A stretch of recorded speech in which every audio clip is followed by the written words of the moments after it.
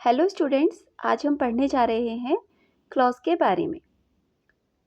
Clause का ऐसा group होता है जिसका अपना एक सब्जेक्ट होता है और एक फाइनाइट वर्ब होती है। For example, she is singing.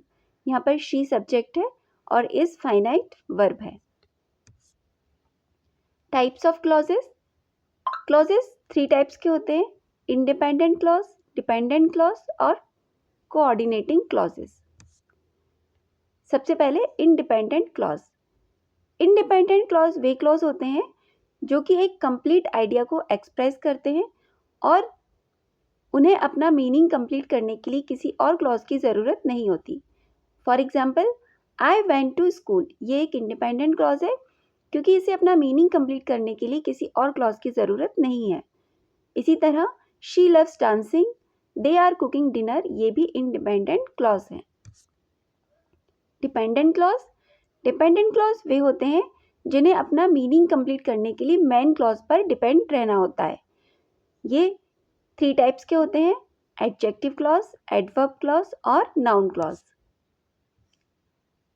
Adjective clause. Adjective clause वे क्लॉज होते हैं जो कि किसी नाउन या प्रोनाउन को डिस्क्राइब करते हैं और ये who, whom, whose, which, that से स्टार्ट होते हैं। For example, the boy who won the race is my brother. यहाँ पर who won the race adjective clause है क्योंकि ये बॉय की विशेषता बता रहा है। इसी तरह this is the book that I bought yesterday. यहाँ पर that I bought yesterday adjective clause है क्योंकि ये बुक की विशेषता बता रहा है। Adverb clause. एडवर्ब क्लॉज वे क्लॉज होते हैं जो कि किसी वर्ब, एडजेक्टिव या एडवर्ब को डिस्क्राइब करते हैं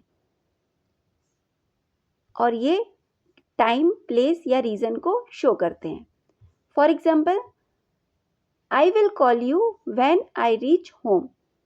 यहाँ पर when I reach home adverb clause है क्योंकि ये वर्ब कॉल को डिस्क्राइब कर रहा है कि मैं कब कॉल करूँगा, जब मैं घर पर पहुँच जाऊँगा। She left because she was tired. यहाँ पर because she was tired adverb clause है क्योंकि ये वर्ब लेफ्ट को डिस्क्राइब कर रहा है। इसी तरह if it rains we will stay home. यहाँ पर if it rains adverb clause of condition है। यहाँ पर ये बता रहा है कि हम घर पर तभी रुकेंगे जब बरसात होगी। Noun clause.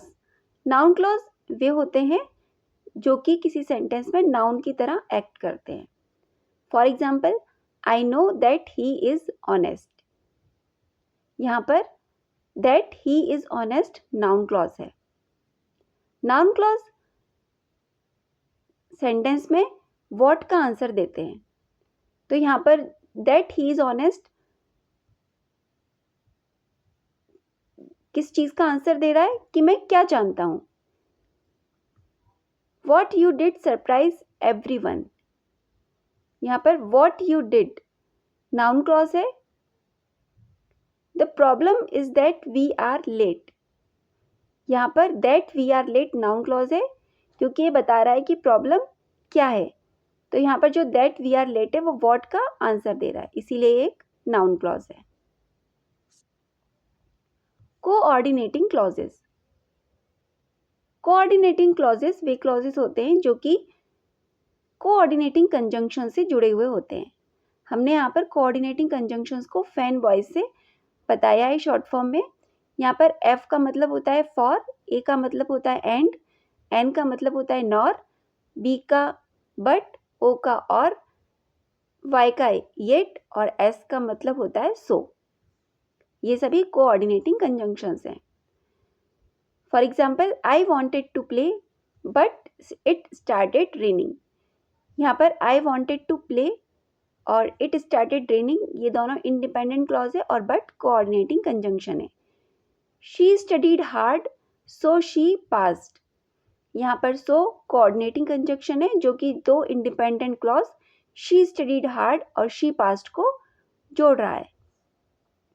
You can come with me और you can go alone.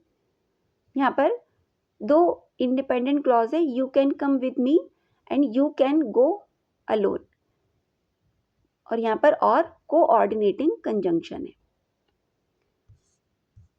Thank you.